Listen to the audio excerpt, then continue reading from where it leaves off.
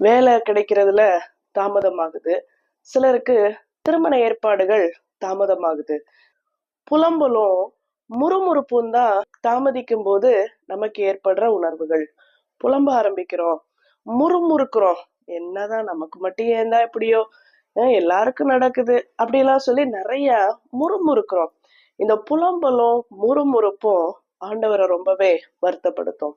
நீங்க நிறைய எண்ணங்களோட திட்டங்களோட இருக்கலாம். இந்த வேலைக்கு போனோம், இந்த வயதுல திருமணம் முடியணும். சில பெற்றோர் இதை பார்க்கலாம், சில பிள்ளைகள் இதை பார்க்கலாம், வேலை தேடிக்கொண்டிருப்பவர்கள் பார்க்கலாம். நம்முடைய எண்ணங்கள் வேற, ஆண்டவருடைய திட்டங்கள் வேற.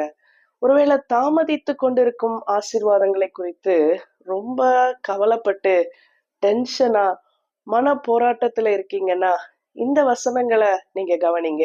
சங்கீதம் 37:4 சொல்லுது, உன் வழியை கர்த்தருக்கு ஒப்புவித்து அவர் மேல் நம்பிக்கையாயிரு, அவரே காரியத்தை வாய்க்க பண்ணுவார். அது எந்த காரியம்னாலும் சரி, திருமணமாகட்டும், வேலை வாய்ப்பா இருக்கட்டும், உன்னுடைய நம்பிக்கைய அவர் மேல வச்சுட்டு ஜஸ்ட் வெயிட், நீ காத்துரு, அவரே காரியத்தை வாய்க்க பண்ணுவார்.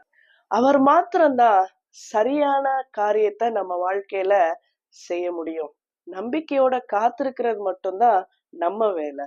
சங்கீதம் 139 முதல் 4 நமக்கு தெரிந்த 4 வசனங்கள் தான். தாவீது சொல்றாரு, கர்த்தாவே நீர் என்னை ஆராய்ந்து அறிந்திருக்கிறீர். நான் உட்கார்ந்து இருக்கிறத, எழுந்திருக்கிறத, படுத்திருக்கிறத, என் நினைவுகளை தூரத்திலிருந்து அறிகிறீர்.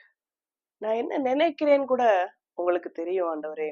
நான் நடந்தாலும் படுத்திருந்தாலும் சுற்றி என்னை சூழ்ந்திருக்கிறீர். நம்மை சுற்றி சூழ்ந்திருக்கிற ஆண்டவர், நம்மை ஆராய்ந்து அறிந்திருக்கிற ஆண்டவருக்கு நீங்க என்ன விரும்புறீங்கன்னு தெரியாதா? உங்களுடைய ஏக்கங்கள் தெரியாதா? தாமதிக்கும் போது உங்களுக்கு ஏற்படுற அந்த மன சஞ்சலம் அவருக்கு புரியாதா? ஆண்டவருக்கு புரியும். அவரே எல்லாவற்றையும் அதினதின் காலத்திலே நேர்த்தியாய் செய்கிறவர். திருமணமாகட்டும், வேலையாகட்டும், இன்னும் என்னென்ன ஆசீர்வாதங்களுக்கு காத்திருக்கிறீங்க? இந்த காத்திருக்கும் காலம் வலி மிகுந்ததுதான், வேதனை மிகுந்ததுதான். ஆனா ஒருபோதும் புலம்பவோ முறுமுறுக்கவோ செய்ய வேண்டாம். எரேமியா 29:11 சொல்கிறது, பார்த்திருக்கும் முடிவை உங்களுக்கு கொடுக்கும்படி நான் உங்கள் பேரில் நினைத்திருக்கும் நினைவுகளை அறிவேன் என்று கர்த்தர் சொல்கிறார். அவைகள் தீமைக்கல்ல, சமாதானத்துக்கு ஏதுவானவைகள். பார்த்திருக்கிற முடிவை, அந்த காரியத்தை தான் கொடுக்கும்படி ஆண்டவர் விரும்புகிறார். அவைகள் நன்மைக்கு ஏதுவானவைகள், சமாதானத்துக்கு ஏதுவானவைகள். வருத்தப்பட வேணாம். God bless you.